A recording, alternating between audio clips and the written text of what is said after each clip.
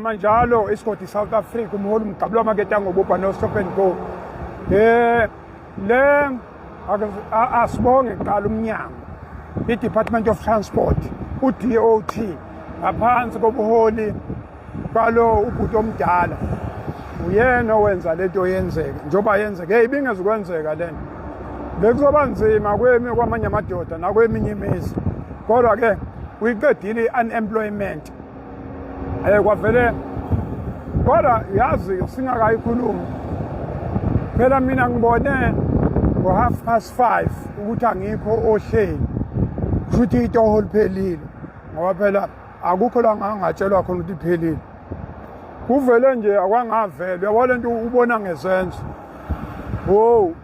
ngo8 ebusuku khona ebusuku kwangena ucingo kodwa sikubona ohleli ngathi nama ngiyiboni wathi okay kulungeleke lento sisotha kanje ezinye ke zezinto lezi kodwa ke siyabonga kakhulu i-Department of Transport DOT KwaZulu umsebenzeni wenza. Yes, sanibonani ninjani? Siyathemba ukuthi niyaphila. Please make sure ukuthi you watch the adverts. Siyacela ukuthi bandla nkosami nibuye ama adverts bese ke siqala i-conversation nishiya ama comment. So sekuvela indaba ezibuhlunganyana ukuthi uAnda Msweli ngendlela axoshwe ngakhona ukhosini nangendlela engazange atshelwe ukuthi sekumele agcine ukwenza i-traffic ukuthi akazange atshelwe ngendlela efanele. According to yena uAnda Msweli njengoba beveza nje ukuthi nje utheme ebona uhlu waseyibona yena engekho kusho ukuthi naye ubone ku Facebook njengabonke abanye abantu ukuthi sekuzofika uClarissa amantombazana amancane amabili azokwenza i-traffic ekseni ntambama replace njengoba yena kade engazi ukuthi ke kutheke ke mangabe sebona sekundiza iposta ke ku Facebook wasethola ucongo ethi ebusuku lithi awukho kuposta wathi nama ngithi impela laba ngizibone base ke bemtshela ukuthi cha ndoda angeke ke usakwazi ukubuya. Asabalaleli ke sebezwalise ke izwisisa kahle le ndaba nokuphatheka kabuhlungu nokukhathazeka ukuthi iminyaka emingako ayandise Khosini FM sebengaze bamkhiphe ngalendlela kubengazi abaphatha abashake laba le ndoda isifile kuthula ngocha impela igadla kwasani.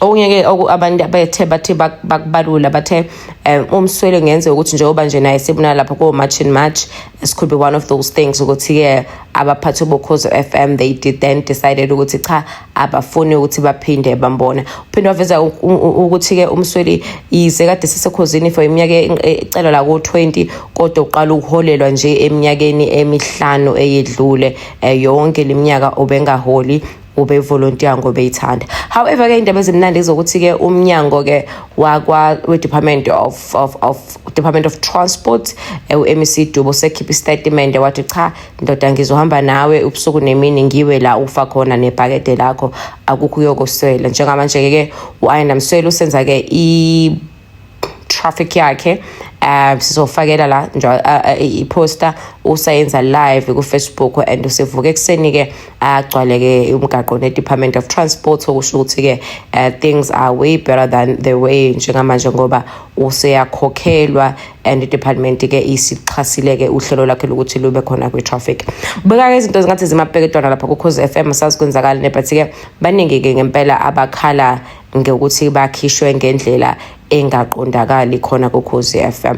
Omunye kuvezile lapha ke uLucky Nkosi othe izade sesebenze iminyaka u20 lapha ku Khosi FM bathi uphume engena sente ngoba kunjalo baphuma bengaphethe lutho bengenalutho.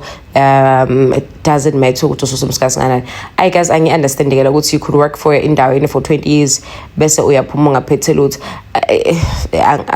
Maybe SABC needs to relook to this lento yabasakazi because I think the reason why kanjalo is because umuntu i-contract yakhe iyavuselelwa unyaka nonyaka, but still I believe ukuthi if uthi vuselelwa unyaka nonyaka why ingabali umnyaka usisebenzele ukuze uthole ipension yakhe.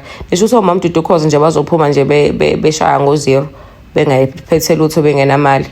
Omunye-ke uveze lezo zindaba-ke lezo-ke uLucky Nkosi bengumsakazi Ukhozi FM uthe cha hhayi mina ngixoshiwe nje impela ngifuna lokho ngiyisale nale bangishaye nje ngesithende bangixosha nje kwangempela and okubuhlungu ngiphuma nje anginalo ngisho isenti njengoba kunjalo Ukhozi noma uthi uma usuphuma abandaba usukwenzakala.